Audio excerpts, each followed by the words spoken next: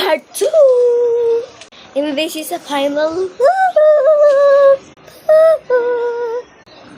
Wala akong pulbo, kaya hindi ako nakapulbo. Pero magsusupply na lang tayo. Yan. Boogs! Ang ganda! Pagkatapos ko ng paglukot ng hair ko, so tamang tama. Kasi pupunta ako sa Dumaguete.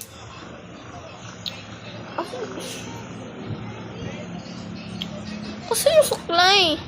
Wait lang, baka sa kapatid ko yung suklay ko. So this is my comb. Yan. Katapos ko lang ganyan. Yung parang yung parang book niya. Yun lang.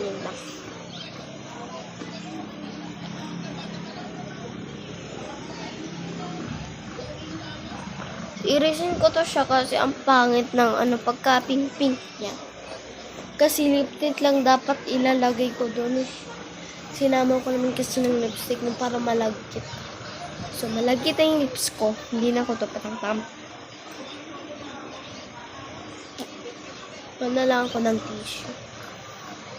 So, ganitong style yung yung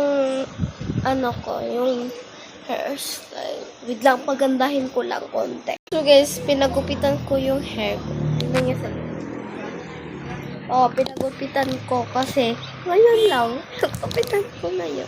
So, maganda diba siya para hindi mainit. Tsaka, matirik ang araw. So, kailangan tingnan nyo naman kasi sa labas. Fake ba yan? Diba totoo? So, ito yung look ko. Papunta ako sa Dumaguete. So, sabi ko sa inyo, irisin ko tong lips na to kasi malagkit siya. So, tara, irisin na natin. So, guys, ang sabi ko, yung parang kalahati lang dito. Kasi hanggang dito yung buhok ko. Sinubrahan naman hanggang dito.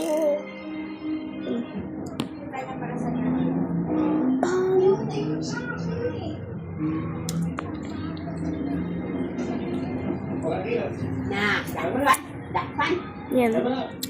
Para ma-light lang konti. So, magtitiktok ko ganito. So, dara ako final look. So, magtitiktok na ako.